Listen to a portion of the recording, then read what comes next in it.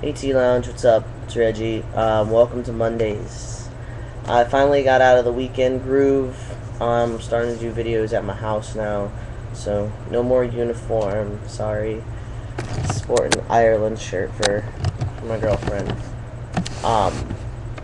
Anyways, this week's topic is best and worst times during transition. Um, so I'm gonna do my best and worst times during transition as related to my transition, not life in general. Um, I'll start with the worst because I like to leave on a happy note. So I'm gonna start with the worst, and the best is last. The worst time during my transition was probably um, just about 3 years ago. As a matter of fact, almost exactly 3 years ago. Um, I was with my ex at the time. I was with my ex, and at the time, she was my current. Whatever, you get it. I was with my ex, and it was no fault of hers, but I had started therapy with I was paying $100 a month for weeks. $100 a month, and I went every week online, and I ended up losing my job at U-Haul, and I couldn't. I had completed 2 months of therapy, and I only had one more, and I got my letter. Like, he told me $100, and he'd finish it out for me. And normally he charges 100. Normally he charges 100 every 4 sessions, and then 100 for however many sessions left until you get your letter. But he was going to do 100, and then that'd be finish it out and keep talking till I get it kind of deal. So, because I lost my job, I couldn't continue therapy, and at that time, I kind of felt hopeless. I regressed a lot. Like, I stopped binding.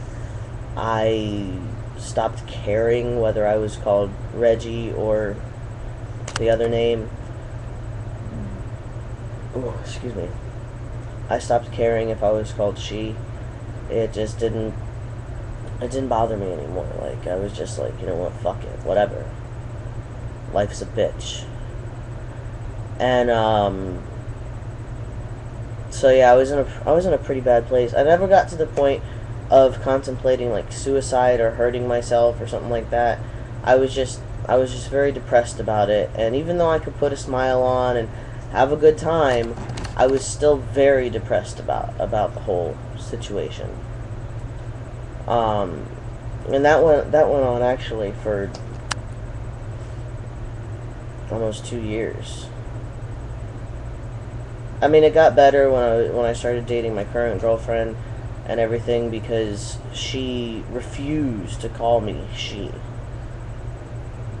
Like, she correct other people for me and stuff. So it got a little bit better. It made me care a little bit more.